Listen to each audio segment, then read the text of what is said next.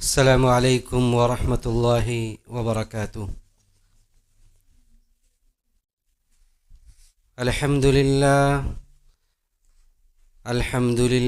نحمده ونستعینه ونستغفره ونؤمن به ونتوکل علیہ ونعوذ باللہ من شرور انفسنا ومن سیئات اعمالنا، من يهده الله فلا مضل له ومن يضلله فلا هادي له، وأشهد أن لا إله إلا الله وحده لا شريك له، وأشهد أن محمدا عبده ورسوله.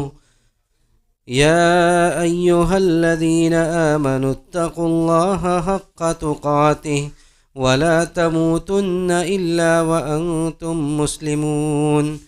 يا أيها الناس اتقوا ربكم الذي خلقكم من نفس واحدة وخلق منها زوجها وبث منهما رجالا كثيرا ونساء، واتقوا الله الذي تساءلون به والأرحام إن الله كان عليكم رقيبا.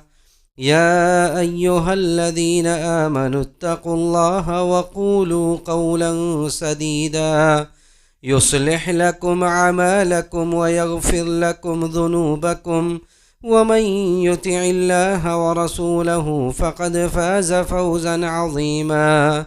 أما بعد، فإن خير الحديث كتاب الله، وخير الهدي هدي محمد صلى الله عليه وسلم، وشر الأمور محدثاتها، وكل محدثة بدعة، وكل بدعة ضلالة، وكل ضلالة في النار.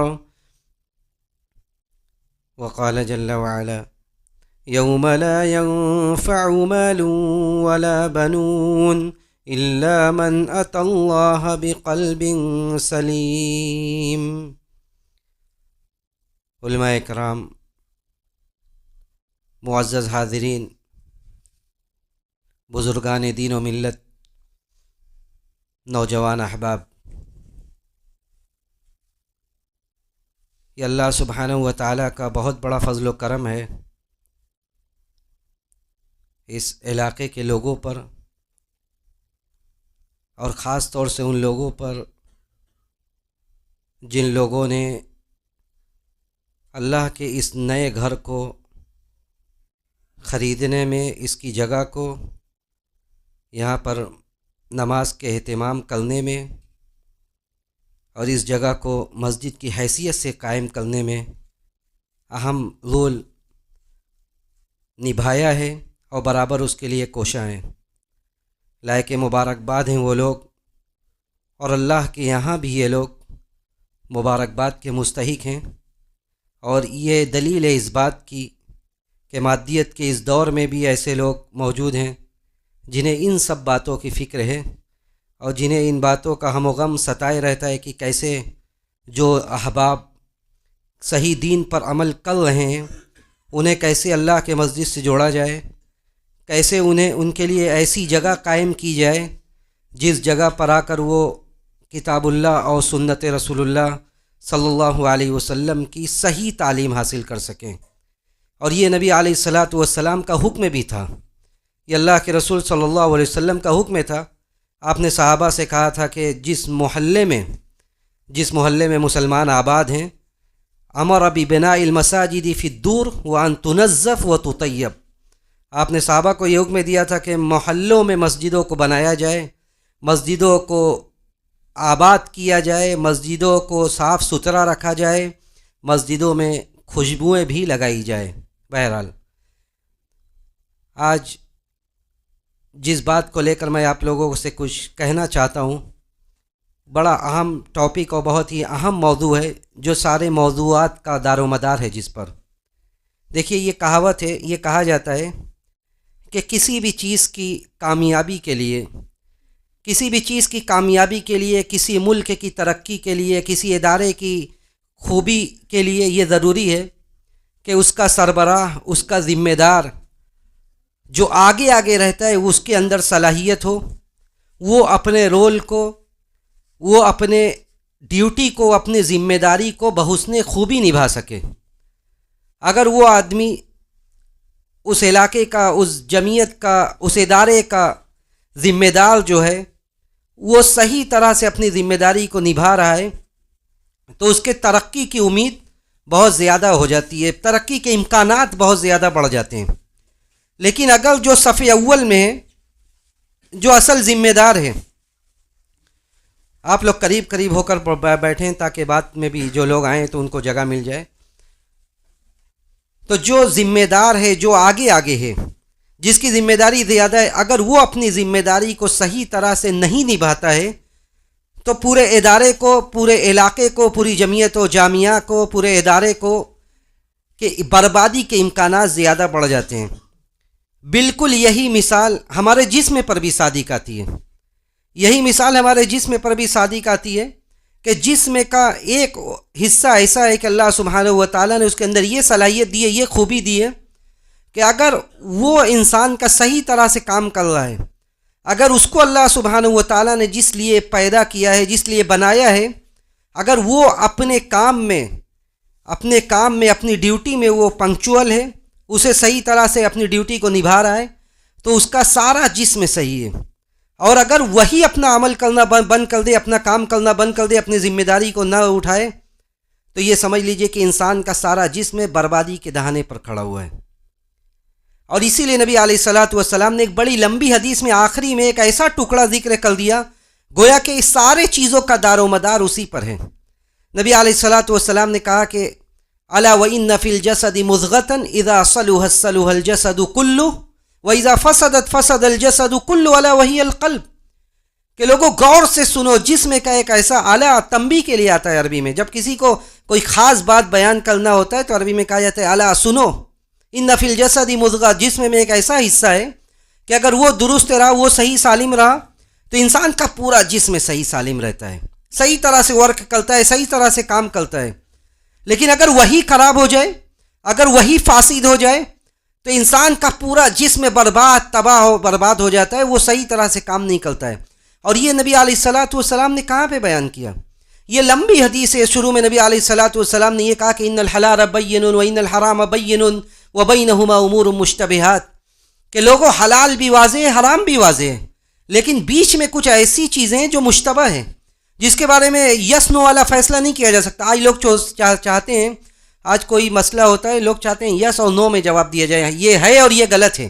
بعض ایسے مسائل ہیں جس میں امت کے اجتہادی اقوال بہت زیادہ ہیں علماء کے، تو بہت سارے ایسے مسائل ہیں جو مشتبہ ہیں، جو بالکل واضح نہیں ہے، لیکن جو آدمی، جو ورع کا اس کا تقاضا یہ ہوتا ہے کہ بسا اوقات وہ بعض ڈاؤٹ والا جو مسئلہ ہوتا ہے اس کو بھی چھوڑ دیتا ہے۔ تو اس حدیث میں نبی علیہ الصلاۃ والسلام نے یہ ساری باتیں بیان کی کہ بیچ میں کچھ ایسے معاملات ہیں جو مشتبہ ہیں، پھر کہا کہ جو آدمی مشتبہ چیزوں سے بچ گیا فقد استبرأ لدینہ وعرضہ، وہ اس آدمی نے اپنے دین کو، اپنے عزت و آبرو کو، سب کو محفوظ کر لیا۔ اسی حدیث کے آخر میں نبی علیہ الصلاۃ والسلام نے یہ ٹکڑا کہا کہ جس آدمی کا قابو اپنے دل پر ہے، جس کے دل میں صالحیت ہے، نیکی ہے، محبت ہے، اللہ کی دین کا جذبہ ہے، تو اس آدمی کا گویا کہ سارا جسم صحیح ہے۔ اور جس آدمی کا یہی حصہ تباہ و برباد ہو گیا تو پھر اس کا سارا جسم اور جسم کے سارے اعضاء بیکار ہو گئے۔ گویا کہ یہ اس بات کی طرف اشارہ ہے کہ اگر دل میں اللہ کا خوف اور اس کی خشیت ہے، دل صحیح طرح سے کام کر رہا ہے، آپ حلال کو اپنائیں گے، حرام سے بچیں گے۔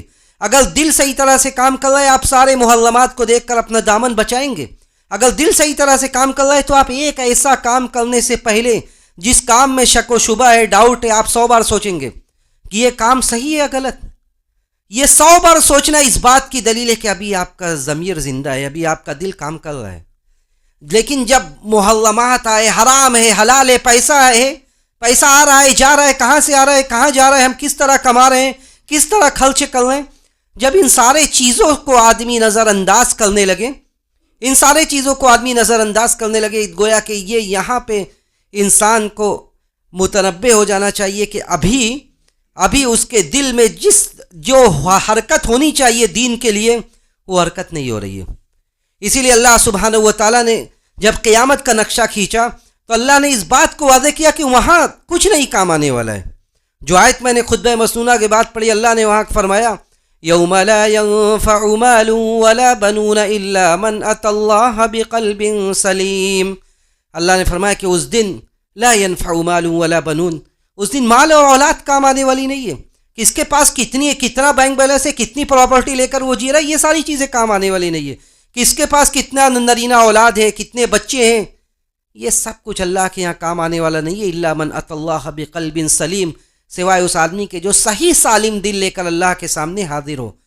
تو دل یہ ساری عبادتوں کی جڑ ہے. اگر آپ یہ کہہ دیں کہ دل ہی اصل مدار ہے دل پر، تو یہ مبالغہ نہیں ہوگا. حسن بصری کہتے تھے لوگوں سے داوی قلبک، کسی چیز کا علاج کرو مت کرو، اپنے دل کا علاج کر لو. داوی قلبک فإن حاجت اللہ الی العباد صلاح قلوبہم، اس لیے کہ اللہ کو ضرورت صرف اور صرف یہی ہے کہ ہم اپنے دل کی اصلاح کر لیں. اللہ کو ضرورت یہ ہے کہ فإن حاجت اللہ الی العباد صلاح قلوبہم، دل درست ہو جائے سب درست ہے. بڑے بڑے جلسے جلوس ہو رہے ہیں، واعظ و نصیحت کی محفلیں ہو رہی ہیں، لیکن کسی کا کچھ ویسا خاطر خواہ نتیجہ نہیں آتا جو آنا چاہیے. یہ دلیل ہے اس بات کی کہ دلوں تک باتیں نہیں پہنچ رہی ہے، کانوں تک پہنچ رہی ہے، دل تک نہیں پہنچ رہی ہے. اور یہ ضرورت ہے اس بات کی کہ ہم گاہے بگائے اپنے دل میں دیکھتے رہیں کہ وہ وجہ کیا ہے، اسباب کیا ہے. کیونکہ دل یہی تو مرکز ہے، دل یہی مرکز ہے ایمان کا، یہی جائے قرار ہے ایمان کے لیے. اللہ نے فرمایا کہ وَلَكِنَّ اللَّهَ حَبَّبَ إِلَيْكُمُ الْإِيمَانَ وَزَيَّنَهُ فِي قُلُوبِكُمْ، ایمان سے تمہارے دلوں کو اللہ نے مزین کیا تھا. ایمان کا جائے قرار جو ہے یہ دل ہے. منافقوں کے بارے میں کہا گیا کہ یہ لوگ دل سے کہتے ہیں کہ ہم ایمان لے آئے، لیکن ایمان ابھی ان کے دلوں میں داخل نہیں ہوا ہے. زبان سے کہہ رہے ہیں، ایمان ان کے دلوں میں داخل نہیں ہوا ہے. یہ بدو کہتے ہیں قالت الاعراب آمنا قل لم تؤمنوا ولكن قولوا اسلمنا ولما يدخل الايمان في قلوبكم، ابھی ایمان دل میں داخل نہیں ہوا ہے. تو ایمان یہ دل کی جگہ ہے، دل میں ہی ایمان پیدا ہوتا ہے. یہ اللہ کے دیکھنے کا، اللہ کی نظر کا مرکز ہے. اللہ سبحانہ و تعالی ظاہری شباہت کی طرف نہیں دیکھتا ہے، بلکہ اللہ تعالیٰ دل کی طرف دیکھتا ہے. ان اللہ لا ينظر الى صورکم ولا الى اجسادکم ولكن ينظر الى قلوبکم واعمالکم. اللہ یہ نہیں دیکھتا کہ تمہاری شکل و صورت کیسی ہے، اللہ یہ نہیں دیکھتا کہ تم کیسا پہنے ہو، تمہارا جسمانی ساخت تمہاری کیسی ہے، بلکہ ولیکن ینظر الی قلوبکم واعمالکم، بلکہ اللہ یہ دیکھتا ہے کہ تمہارا دل کیسا ہے، کتنا پاک و صاف ستھرا دل لے کر تم جی رہے ہو. اور دلوں میں کتنی غلاظت اور گندگی ہے بھی اللہ دیکھتا ہے. دلوں میں کتنی غلاظت اور گندگی ہے یہ اللہ جانتا ہے بخوبی. تو اللہ سبحانہ و تعالیٰ یہ دل کو دیکھتا ہے. دل ایمان کا جائے قرار ہے. اور اسی آپ کو تعجب ہوگا کہ دو آدمی ابھی صف اول میں نماز پڑھنے والے کئی لوگ تھے، صف اول میں نماز کئی 8-10 لوگوں نے پڑھا ہوگا، لیکن اللہ کے یہاں 8-10 لوگوں کی نمازوں میں 10 طرح کا فرق ہو سکتا ہے. علامہ ابن القیم نے کہا کہ دو آدمی صف اول میں ایک جگہ پہ بغل میں نماز کھڑے ہو کر پڑھتے ہیں، لیکن دونوں آدمیوں کے ثواب میں ما بین السماء والارض، دونوں کے ثواب میں ویسا ہی فرق ہے جیسا آسمان و زمین میں فاصلہ ہے. کیوں؟ ایک آدمی کا عبادت کرنے کا انداز اور اس کا جذبہ اسے کھینچ کر مسجد میں لے آتا ہے. دوسرا آدمی آتا ہے، اس کے گھر میں باقی لوگ نمازی ہیں، وہ بھی چلا آتا ہے مجبوری میں نکل کر، نہیں آئیں گے گھر کے لوگ کیا کہیں گے. اسی لیے نبی علیہ الصلاۃ والسلام نے صحیح فرمایا کہ ان الرجل لینصرف من صلاتی، دو آدمی نماز پڑھ کے مسجد سے باہر نکل رہا ہے اور دونوں آدمیوں کے ثواب میں کیا ہے وما کتب له الا عشر صلاته، ایک آدمی کے لیے نماز پڑھنے کا ثواب کا 10واں حصہ لکھا جا رہا ہے، دوسرے کے لیے تسعها 9واں حصہ لکھا جا رہا ہے، ثمنها سبعها خمسها سدسها، کسی کے لیے چھٹا، کسی کے لیے 5واں، کسی کے لیے 7واں، کسی کے لیے آدھا حصہ لکھا جاتا ہے.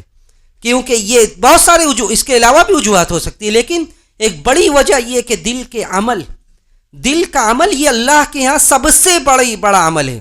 یہ سارے چیزوں کا جو تذکرہ کیا جاتا ہے، توکل ہو، خشیت ہو، خوف ہو، تقوی ہو، سب کہاں ہے؟ سب کی جگہ دل ہے، سب کی جگہ دل ہے. اگر وہی گندا ہو گیا تو اس کے بعد دلوں کے جتنے اعمال ہیں سب خراب ہیں، سب ناقص ہیں.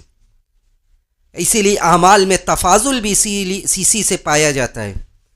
اور نبی علیہ الصلاۃ والسلام نے اسی لیے افضلیت کا معیار بھی اسے قرار دیا۔ صحابہ نے پوچھا، حضرت عبداللہ بن عمرو بن عاص رضی اللہ تعالیٰ عنہ کہتے ہیں کہ ایک آدمی اللہ کے رسول صلی اللہ علیہ وسلم کے پاس آتے ہیں، آ کر پوچھتے ہیں ای الناس افضل یا رسول اللہ، اللہ کے رسول سب سے افضل آدمی کون ہے؟ آپ نے کہا کہ دو صفت جس کے اندر پیدا ہو جائے وہ سب سے افضل ہے، کل مخموم القلب و صدوق اللسان۔ صحابہ نے کہا کہ یہ ایک ورڈ تو اس میں نیا ہے ہمارے لیے، یہ صدوق اللسان کا مطلب تو صحابہ سمجھتے تھے کہ یہ صدوق اللسان کیا ہے، جو آدمی سچ بولتا ہے وہ اسے عربی میں کہا جاتا ہے یہ صدوق اللسان ہے، صادق ہے، سچ بولنے والا یہ۔ صحابہ نے کہا کہ صدوق اللسان نعرفہ فما ہوا مخموم القلب، یہ صدوق اللسان تو ہم جانتے ہیں، مخموم القلب کیا ہے؟ نبی علیہ الصلاۃ والسلام نے کہا کہ مخموم القلب کیا ہے؟ خممت الشیء بولا جاتا ہے جب جھاڑو لگا دیا جائے، صاف ستھری کوئی جگہ کر دی جائے تو اسے کہا جاتا ہے عربی میں کہ خممت الارض، میں نے وہ جگہ صاف کر دی، خممت الشیء، میں نے یہ چیز صاف کر دی۔ نبی علیہ الصلاۃ والسلام نے کہا کہ مخموم القلب، یہ دل صاف ستھرا دل والا۔ صحابہ نے کہا کہ مخموم القلب کون ہے؟ کہا کہ کل قلب تقی نقی لا اثم فیہ ولا بغی ولا غل ولا حسد، ہر ایسا دل کل قلب تقی نقی، صاف ستھرا دل، صاف ستھرا ہونے کا معیار کیا ہے؟ لا اثم فی، جس میں نہ تو گناہ ہو، نہ ظلم و زیادتی کرنے کا جذبہ ہو، ولا غل ولا حسد، نہ تو خیانت ہو نہ حسد ہو، یہ ساری چیزیں نہیں، آپ کا دل صاف ستھرا ہے۔ یہ ساری بیماریاں جس کے دل کے اندر نہیں ہے وہ دل صاف ستھرا ہے۔ اور آپ ایک کوالٹی، صرف یہ خوبی اپنے اندر پیدا کر لیں، آپ بہت لوگوں سے زیادہ فضیلت والے ہیں۔ نبی علیہ الصلاۃ والسلام کے زمانے کی حالت دیکھیے اور لوگوں کے دلوں کی کیفیت دیکھیے۔ اس حدیث کے راوی بھی عبداللہ بن عمرو بن عاص ہیں۔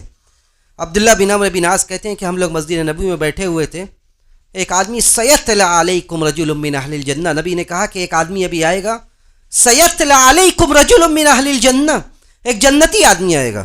صحابہ نے سوچا کہ کوئی بہت بڑی شخصیت آئے گی۔ ایک آدمی آتے ہیں بیچارے، وضو کر کے اپنے جوتی کو ہاتھ میں لیے ہوئے، وضو کا پانی ٹپک رہا ہے، صحابہ کے سامنے سے گزرتے ہیں۔ ایک دن نبی علیہ الصلاۃ والسلام نے کہا کہ سیطلع علیکم رجل من اہل الجنہ، یہ آدمی آتے ہیں، پھر دوسرے دن کہتے ہیں پھر وہی آدمی آتے ہیں، پھر تیسرے دن کہتے ہیں پھر وہی آدمی آتے ہیں۔ حضرت عبداللہ بن عمرو بن عاص کہتے ہیں کہ پھر میرے دل میں ایک تڑپ پیدا ہوتی ہے جاننے کا، میں جاننا چاہتا ہوں کہ اس آدمی کے اندر ہے کیا ایسا، اس آدمی کے اندر ایسا کیا ہے کہ پیارے رسول کی زبان مبارک سے ایک نہیں دو نہیں بلکہ تین دن تک یہ کہا جا رہا ہے کہ سیطلع علیکم رجل من اہل الجنہ۔ حضرت عبداللہ بن عمرو بن عاص اس آدمی کے پیچھے ہوتے ہیں، اس کے گھر چلے جاتے ہیں۔ کچھ جا کر بعض روایات میں آتا ہے، کہتے ہیں کہ میرے گھر میں کچھ نا اتفاقی ہو گئی، میں آپ کے گھر رہنا چاہتا ہوں، آپ کے گھر رہنا چاہتا ہوں۔ رہتے اس کے ساتھ، وہ کہتا ہے اہلاً و سہلاً، رہتے ہیں۔ وہ یہ اس کے تتبع میں پڑھتے ہیں کہ یہ آدمی بندہ کرتا کیا ہے، یہ بندہ کیا کرتا ہے۔ کہتے ہیں کہ جب کئی دن ہو جاتا ہے وہ دیکھتے ہیں کہ یہ بندہ، اس کی کیفیت خود حضرت عبداللہ بن عمرو بن عاص بیان کرتے ہیں کہ رات میں آرام سے سوتا ہے بندہ، رات میں آرام سے سوتا ہے، جب فجر سے کچھ پہلے کا وقت ہوتا ہے تب اٹھتا ہے، اور اس کے علاوہ کوئی ایسی ایکسٹرا آرڈینری عبادت نہیں ہوتی ہے، غیر معمولی عبادت نہیں جو عام صحابہ نہیں کرتے تھے۔ سب لوگ جو کرتا رہا ویسے یہ بندہ بھی کرتا رہا، لیکن نبی علیہ الصلاۃ والسلام نے کہا کہ یہ آدمی جنتی ہے۔ اس کے بعد جانے لگتے ہیں، 2-3 دن دیکھ لیتے ہیں نا امیدی کی حالت میں، مایوس ہو کر کہ کوئی ایسی بڑی بات نہیں تھی۔ تو جاتے وقت وہ آدمی سے پوچھتا ہے کہ ماجرا کیا تھا؟ حضرت عبداللہ بن عمرو بن عاص بیان کرتے ہیں کہ معاملہ ایسا کچھ نہیں تھا، میرا کسی سے کوئی اختلاف نہیں تھا، بلکہ میں نے نبی علیہ الصلاۃ والسلام کے زبان مبارک سے 3 دنوں تک مسلسل تمہارے بارے میں یہ سنا کہ تم جنتی ہو، تو مجھے جاننے کا، اندر سے جاننے کی تڑپ پیدا ہوئی کہ تم ایسا کام کیا کرتے ہو جو ہم صحابہ نہیں کرتے۔ کہتے ہیں کہ وہ آدمی کہتا ہے کہ تم نے جو دیکھا وہی میں کرتا ہوں، کوئی ایسی عبادت نہیں ہے، کوئی ایسا کام نہیں ہے جو تم نہیں دیکھ سکتے، جو کام میں کرتا ہوں جو باقی صحابہ نہیں کرتے تھے، یہی میری زندگی ہے، میری روٹین یہی ہے۔ کہتے عبداللہ بن عمرو بن عاص نکلنے لگتے اس کے گھر سے، وہ آواز دیتا ہے، وہ بندہ آواز دیتا ہے، وہ صحابی، اور کہتے ہیں کہ ہاں ایک بات ہے، ایک عمل میرا ایسا ہے جو تم دیکھ نہیں سکتے، اور میں اس کو بڑی امپورٹنس دیتا ہوں، بہت اہمیت اس کو میں دیتا ہوں۔ عبداللہ بن عمرو بن عاص کہتے ہیں کہ کیا، کون سا عمل؟ کہتا ہے وہ بندہ، کہتا ہے وہ صحابی کہتے ہیں کہ میرے دل میں کنت اتکلم فیما لا یعنینی، میں ایسی باتوں میں اپنی زبان نہیں کھولتا جس کا مجھ سے کوئی سروکال نہیں ہے، جس کا مجھ سے کوئی تعلق نہیں. میں ان باتوں میں لایانی گفتگو میں نہیں کرتا، میں ادھر ادھر کی باتیں نہیں کرتا، جن باتوں سے میرا کوئی لینا دینا نہیں ہے میں ایسے باتوں میں اپنی زبان نہیں کھولتا. اور دوسری بات یہ ہے کہ وَكَانَ قَلْبِي سَلِيمًا لِلْمُسْلِمِينَ، اور میرا دل مسلمانوں کے لیے پاک و صاف ہے. میرا دل مسلمانوں کے لیے پاک و صاف ہے. یعنی جس صاف ستھرے دل کی بنیاد پر نبی علیہ الصلوۃ والسلام نے یہ کہا تھا کہ کل مخموم القلب و صدوق اللسان و افضل الناس عند اللہ، جو صاف ستھرے دل والے وہ اللہ کے یہاں سب سے معزز ہے. اس صحابی کے اندر یہی صفت پائی گئی. عبداللہ بن عمرو بن عاص نے غور کیجئے، صحابہ کے زمانے میں عبداللہ بن عمرو بن عاص جب جانے لگتے ہیں تو کہتے ہیں ہذی ہی التی بلغت بک، یہی تو وہ چیز ہے جس نے تمہیں آج کہاں پہنچا دیا ہے. وَهَذَا الَّذِي لَا نُطِيقُ بِكَ، اور یہی وہ چیز ہے جس کی ہمہ شمہ ہر آدمی استطاعت نہیں رکھتا. یعنی یہ معمولی بات نہیں ہے. اس کیفیت کی وجہ سے صحابہ کے یہاں معیار کیا تھا کہ نبی علیہ الصلوۃ والسلام نے کہا کہ یہ آدمی جنتی ہے، یہ آدمی جنتی ہے. تو یہ اللہ کے ایمان کی جگہ ہے. اللہ دیکھتا ہے جس چیز کو، وہ دل ہے. اور دلوں میں سب سے افضل دل کون سا ہے؟ دلوں میں سب سے افضل دل کون سا؟ یہ بھی نبی علیہ الصلوۃ والسلام نے فرمایا کہ ان للہ آنیۃ فی قلوب عبادہ الصالحین، اللہ کے بہت سارے برتن ہیں اس زمین میں. وآنیۃ ربکم قلوب عبادہ الصالحین، اور اللہ کا برتن یہ نیکوکاروں کا دل ہے. نیکوکاروں کا دل یہ اللہ کا برتن ہے. صحابہ نے پوچھا کہ سب سے افضل تب کون سا ہے؟ کہا کہ الاحبھا الینھا وارقھا، اللہ کے یہاں سب سے محبوب دل جو ہے وہ سب سے نرم جو دل ہے، سب سے رقیق، وہی دل اللہ کے یہاں سب سے افضل ہے. اب دل کا عمل سب سے افضل، اور دلوں میں سب سے افضل دل وہ جس دل میں سب سے زیادہ نرمی ہو. جب اس کے سامنے اللہ کی آیات بیان کی جائے تو اس کا دل تڑپ اٹھے. جب تنہائی میں وہ بیٹھ کر اللہ کو یاد کرے، اس کے عذاب کو یاد کرے، آخرت کا ذکر کرے، اس کی آنکھیں آبدیدہ ہو جائے.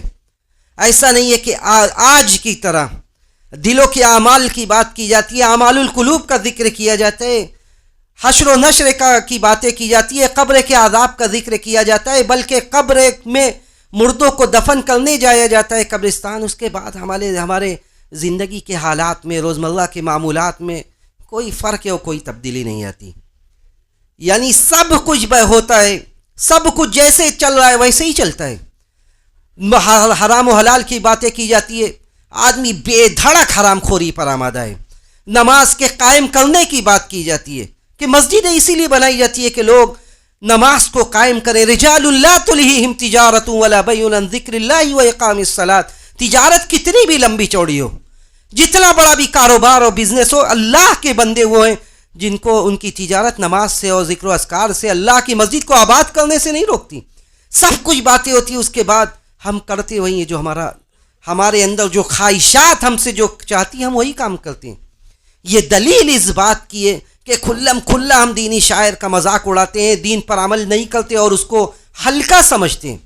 یہ ساری باتیں اس بات کی دلیل ہے کہ ہمارا دل میں جو کیفیت ہونی چاہیے وہ نہیں ہے. دل میں جو کیفیت ہونی چاہیے وہ نہیں ہے. بنو اسرائیل کے بارے میں اللہ نے فرمایا تھا کہ بنو اسرائیل یہ ایسی قوم تھی، اللہ نے بے شمار نبیوں کو بھیجا، ایک نبی جاتے تھے، دوسرے نبی آتے تھے ان کی ہدایت کے لیے، لیکن وہ ان لوگوں نے کیا اتنے نبی آنے کے بعد، دین کی تعلیمات ملنے کے باوجود اللہ نے کیا فرمایا؟ ثم قست قلوبکم من بعد ذلك فهي كالحجارة او اشد قسوة وان من الحجارة لما يتفجر منه الانهار وَإِنَّ مِنْهَا لَمَا يَشَّقَّقُ فَيَخْرُجُ مِنْهُ الْمَاءُ. اللہ نے فرمایا کہ ثُمَّ قَسَتْ قُلُوبُكُم مِّن بَعْدِ ذَلِكَ، ان کا دل اتنا کچھ کرنے کے باوجود ان کا دل سخت ہو گیا. فَهِيَ كَالْحِجَارَةِ أَوْ أَشَدُّ قَسْوَةً، یہ دل پتھر کے اس سے زیادہ سخت ہو گیا. وَإِنَّ مِنَ الْحِجَارَةِ لَمَا يَتَفَجَّرُ مِنْهُ الْأَنْهَارُ، پتھروں سے تو چشمے بھی پھوٹ پڑتے ہیں. وَإِنَّ مِنْهَا لَمَا يَشَّقَّقُ فَيَخْرُجُ مِنْهُ الْمَاءُ، بعض پتھر جب ٹوٹتے ہیں تو اس سے پانی نکل آتا ہے. وَإِنَّ مِنْهَا لَمَا يَهْبِطُ مِنْ خَشْيَةِ اللَّهِ، بعض پتھر ایسے جو دلوں سے اچھے ہیں کہ اللہ کے ذکر کے سامنے وہ جھک جاتے ہیں، اللہ کی آیات جب تلاوت کی جاتی ہے، جب اللہ کی آیتیں سنائی جاتی ہے، جھک جاتے وہ وَإِنَّ مِنْهَا لَمَا يَحْبِطُ مِنْ خَشْيَةِ اللَّهِ وَمَا اللَّهُ بِغَافِلٍ عَمَّا تَعْمَلُونَ. تم جو بھی کر رہے ہو اللہ اس سے غافل نہیں ہے. ہم جو بھی گل کھلا رہے ہیں، چاہے خلوت ہو یا جلوت ہو، تنہائی ہو یا لوگوں کے بیچ میں، ہم جو کر رہے ہیں وہ علیم بذات الصدور ہے، وہ عالم الغیب والشہادہ ہے، چاہے ظاہر ہو یا باطن سب کا اسے علم ہے. وَمَا اللَّهُ بِغَافِلٍ عَمَّا تَعْمَلُونَ. اللہ تم جو بھی کر رہے ہو اس سے اللہ غافل نہیں ہے. تو بنو اسرائیل کے بارے میں اللہ نے کہا تھا آج بنو اسرائیل سے برا حال ہے، یعنی فَهِيَ كَالْحِجَارَةِ أَوْ أَشَدُّ قَسْوَةً. دوسرے قوموں کی باتیں کیوں بیان کی گئی، دوسری قوموں کی باتیں کیوں بیان کی گئی ہے؟ تاکہ ہم اس سے عبرت حاصل کریں. ان کے قصص اور واقعات کیوں بیان کیے گئے؟ تاکہ ہم انہیں سن کر عبرت حاصل کریں کہ ایسا کیا ہو گیا کہ وہ اللہ کے ہاں مبغوض ترین قوم ٹھہر گئی. اللہ نے فرمایا کہ یہ پتھروں سے زیادہ سخت دل والے ہو گئے، یہ پتھروں سے زیادہ سخت دل والے ہو گئے. اب ضرورت اس بات کی ہے کہ ہم یہ دیکھیں ایسا ہمارا کون سا کام ہے کہ ہمارے دلوں میں برابر دلوں میں فساد آ رہا ہے، سختی آ رہی ہے، سنگین ہوتا چلا جا رہا ہے دل. ایسے کون سے کام ہیں؟ میں پھر آپ لوگوں کو اسی پیچھے حدیث کی طرف ذکر لے چلتا ہوں جہاں پہ حضرت عبداللہ بن عمرو بن عاص سے اس آدمی نے یہ کہا تھا کہ کنت لا اتکلم فیما لا یعنینی، جو بات سے سروکار نہیں اس میں میں نہیں بولتا. ہر بات میں بولنا ہر آدمی کی ضرورت نہیں ہے. سب سے پہلا سبب یہ ہے کہ جب اللہ کے ذکر کے علاوہ زبان سے دوسری باتیں لا یعنی باتیں زیادہ کی جائے گی تو آدمی کے دل میں سختی پیدا ہوگی. اللہ کا ذکر جب ہوگا دل میں نرمی ہوگی. اور جب اللہ کے ذکر کے علاوہ لا تکثر الکلام بغیر ذکر اللہ فإن کثرت الکلام بغیر ذکر اللہ قسوۃ للقلب. لوگوں اللہ کے ذکر کے علاوہ بہت زیادہ نہ بولا کرو. بہت زیادہ ہر چوراہوں اور نکڑوں پر بیٹھ کر باتیں کرنا، بڑے بڑے لوگوں کے بارے میں باتیں کرنا اور اس میں اپنے وقت کو ضائع کرنا، یہ سب دلوں کے فساد کا باعث اور دلوں کے فساد کا سبب ہے. نبی نے کہا کہ لا تکثر الکلام بغیر ذکر اللہ فإن کثرت الکلام بغیر ذکر اللہ قسوۃ للقلب. یہ دلوں کی سختی کا باعث ہے. آج ذرا ہم دیکھیں کہ ہمارا 24 گھنٹے میں کتنا وقت اللہ کے ذکر میں گزرتا ہے اور کتنا وقت دوسروں کی غیبت، چغلی، دوسروں کے اوپر اتہام بازی اور دوسروں کے اوپر تہمت لگانا، ان سارے غلط باتوں میں ہماری زبانیں کتنی کھلتی ہے. اور جب ان ساری چیزیں ہماری زبان سے صادر ہو رہی ہے اس کا سائیڈ ایفیکٹ ہوگا، اور سب سے زیادہ دل پر ہو رہا ہے کہ دلوں میں باتیں بہت ہو رہی ہے، دل تک بات نہیں اثر کر رہی ہے، پہنچ نہیں رہی ہے. نبی علیہ الصلوۃ والسلام نے کہا کہ سب سے ایک سبب دلوں کی بربادی اور سنگین ہونے میں ایک بڑا سبب یہ ہے کہ باتیں بہت ہوتی ہے لیکن اللہ کا ذکر بہت کم. صبح ہوتی ہے، شام ہوتی ہے، کتنا وقت ہم نے خاص کر کے رکھا ہے کہ اس وقت ہم کچھ نہیں بولیں گے، اس وقت ہم اللہ کا ذکر کریں گے. فجر کے بعد ہم اس وقت تک نہیں اٹھیں گے اپنے مصلے سے جب تک کہ ہم اذکار الصباح، صبح کے اذکار نہ پڑھ لیں. ہم عصر کے بعد اس وقت تک بیٹھ کر پڑھتے رہیں گے جب تک کہ ہم شام کے مکمل اذکار نہ پڑھ لیں. کتنے ایسے لوگ ہوں گے جن کو شام کے اذکار نہ پتہ ہوں؟ کتنے ایسے لوگ ہوں گے جو رات میں گئے موبائل دیکھتے دیکھتے ان کی آنکھیں بند ہو گئی؟ کتنے ایسے لوگ ہوں گے صبح ہوئی شام ہوئی کیا ذکر ہے، کیا ہے، نماز کی توفیق نہیں ہے. قرآن کی تلاوت یہ افضل الذکر ہے، سب سے افضل ذکر ہے قرآن کی تلاوت. 24 گھنٹے میں کتنا وقت مخصوص ہے جس میں ہم قرآن کی تلاوت کرتے ہیں. جب یہ سارے کام نہیں ہوں گے اس کا سائیڈ ایفیکٹ پڑے گا ہمارے دلوں پر، پڑ رہا ہے، برابر پڑ رہا ہے. دلوں کی سختی کا اور دلوں کے سنگین ہونے کا ایک دوسرا عمل یہ ہے جس کی وجہ سے یہ ہو رہا ہے کہ ہم نے اپنی اس زندگی کو ہمیشگی اور دائمی کی زندگی سمجھ لیا ہے. ہم یہ سوچ رہے ہیں کہ یہ بچپن، یہ جوانی، یہ مال و دولت، یہ عیش و عشرت، یہ سب کچھ ہمیشہ رہنے والا ہے. یہ زندگی اتھل پھتل بھلے ہی مچا رہی ہے لیکن یہ اپ ڈاؤن کے باوجود ہم اپنی موت کو یاد نہیں کرتے. ہم یہ نہیں سوچتے کہ یہ محفلیں، یہ مجلسیں، یہ دولت و ثروت، یہ ٹھاٹ باٹ، یہ اولاد، یہ رشتہ دار، یہ قرابت دار، یہ سب عارضی ہیں. ایک محدد وقت ہے اللہ سبحانہ و تعالیٰ نے لکھ دیا ہے. ہمارے پیدائش سے، بنو آدم کی پیدائش سے بہت پہلے اللہ نے لکھ دیا ہے فَإِذَا جَاءَ أَجَلُهُمْ. وہ ہم وقت پورا کر رہے ہیں، قطار ہے، اس قطار میں ہمارا نمبر بھی آنے والا ہے. فَإِذَا جَاءَ أَجَلُهُمْ لَا يَسْتَأْخِرُونَ سَاعَةً وَلَا يَسْتَقْدِمُونَ، جب وقت موعود آ جائے گا تو پھر آگے پیچھے نہیں ہوگا، جب وقت موعود آ جائے گا پھر آگے پیچھے نہیں ہوگا۔ یہ اگر ہم اس کیفیت کو اپنے اندر پیدا کریں، دلوں میں نرمی آئے گی، دلوں میں نرمی آئے گی کہ جب ہم کاندھوں پر لے کر اٹھا کر، ہم دوسروں کو کاندھوں پر لے کر روزانہ آئے دن ہمارے یہاں اعلان ہوتا ہے، میتیں ہوتی ہے، جنازے ہوتے ہیں، ہم جاتے ہیں آتے ہیں، لیکن کچھ اگر ہم اس بات کو محسوس کریں اور اس کو ہم سیریسلی لیں، اگر ہم اس کو سنجیدگی کے ساتھ لیں، تو اس سے ہمارے دلوں میں کافی فرق آئے گا۔ اور صحابہ کے یہاں یہی چیز تھی جو ہمارے یہاں نہیں ہے۔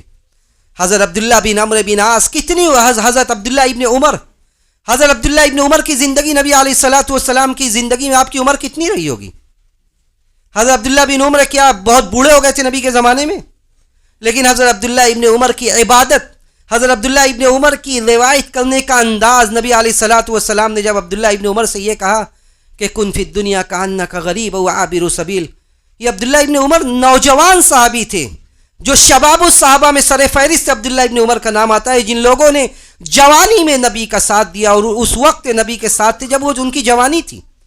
غزوہ احد کے موقع پر عبداللہ ابن عمر کی عمر مشکل سے 14 یا 16 سال۔ عبداللہ ابن عمر سے نبی نے کہا کہ کن فی الدنیا کأنک غریب و عابر سبیل، دنیا میں ایسے رہو جیسے انجان ہو، پردیسی ہو تم، مسافر ہو تم۔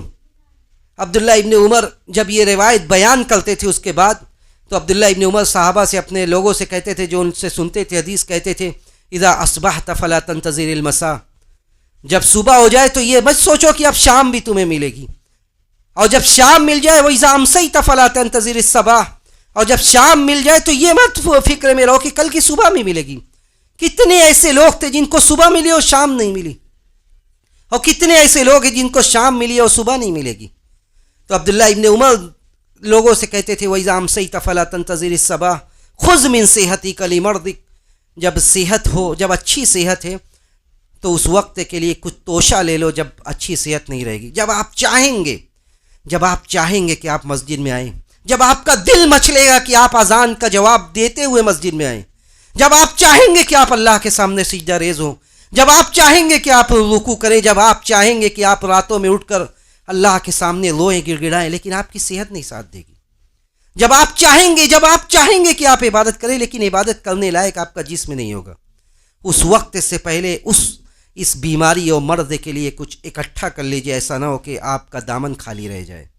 خذ من صحتک لمرضک ومن حیاتک لموتک، اور اپنے موت سے پہلے اپنے زندگی سے اتنا لے لو کہ کل جب قبر میں آپ کے اعزاء و اقربا چھوڑ کر آنے لگیں تو آپ کا ہاتھ آپ خالی نہ ہو، بلکہ آپ کو اس بات کا سہارا ہو کہ آپ کے پاس اعمال کا ذخیرہ ہے، آپ کے پاس نیکیاں ہیں، آپ نے نیکیوں سے اپنے دن و رات کو آباد کیا تھا، جن دن و رات کو آپ نے نیکیوں سے آباد کیا تھا آج قبر میں وہی سہارا ہے۔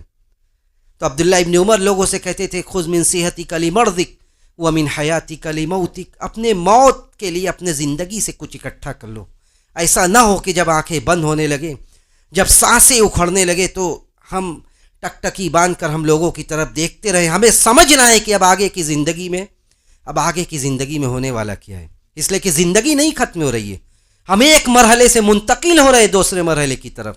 زندگی میں، دنیا کی زندگی میں تو اعزاء و اقربا ہے، اولاد ہے، دولت و ثروت ہے، ٹھاٹ باٹ ہے، لے دے کر کام چل سکتا ہے، لیکن قبر کی زندگی میں لے دے کر چلنے والا نہیں ہے معاملہ۔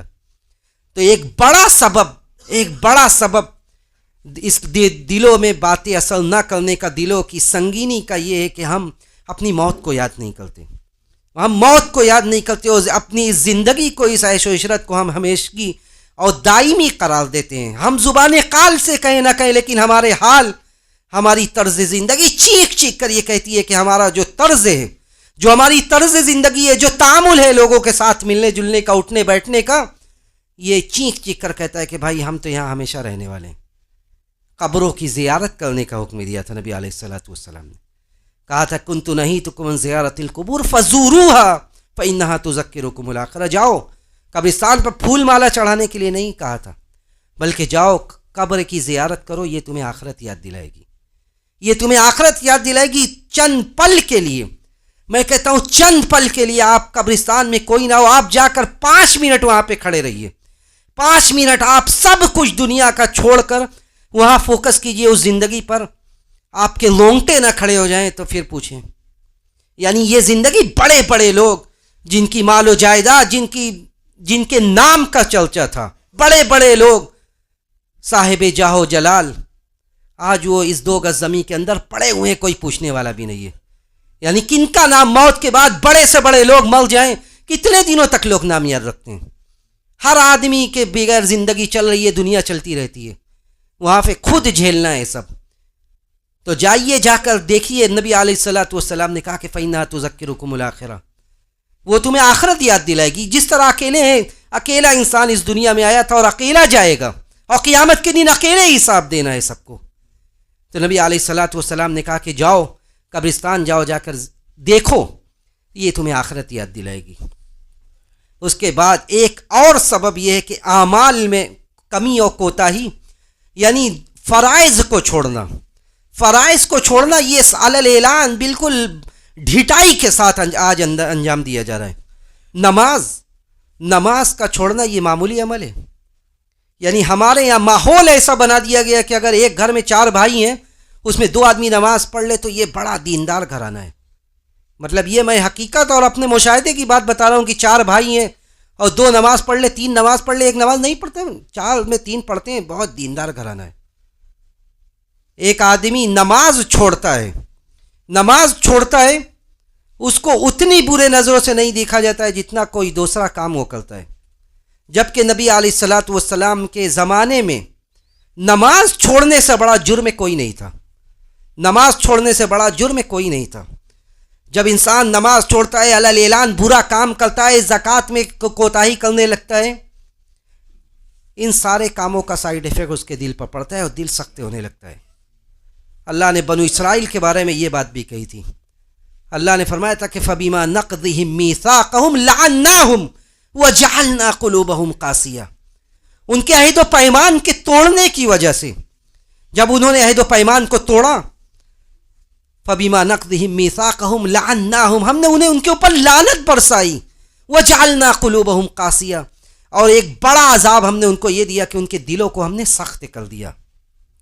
اس سے پہلے اللہ نے بیان کیا اس آیت کے پس منظر میں کہ ان کو حکم کیا دیا گیا تھا، ان کو حکم دیا گیا کہ نمازوں کو قائم کریں، ان کو حکم یہ دیا گیا کہ نبی کا ساتھ دیں، ان کو حکم یہ دیا کہ زکوٰۃ دیں. ان سارے کاموں کی ان لوگوں نے دھجیاں اڑائی. نماز کو برملا طور سے انہوں نے چھوڑا، زکوٰۃ کے نام پر زکوٰۃ میں بخیلی کرنے لگے.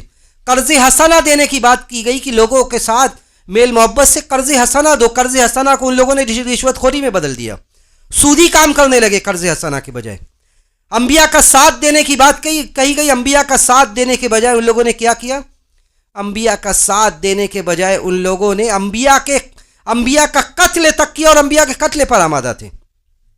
ان سارے چیزوں کا سائیڈ ایفیکٹ کیا ہوا؟ اللہ نے کہا فَبِمَا نَقْضِهِمْ مِيثَاقَهُمْ لَعَنَّاهُمْ وَجَعَلْنَا قُلُوبَهُمْ قَاسِيَةً.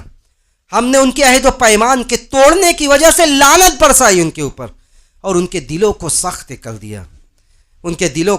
کر دیا، اس لیے کہ جب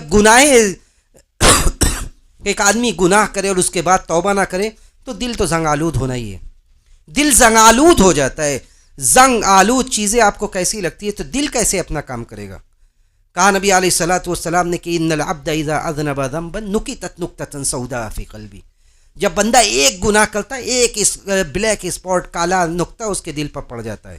فَإِن تَابَ وَنَزَعَ، اگر وہ توبہ کر لیتا ہے، سُقِلَ، صاف کر دیا جاتا ہے، وہ نقطہ ختم ہو جاتا ہے.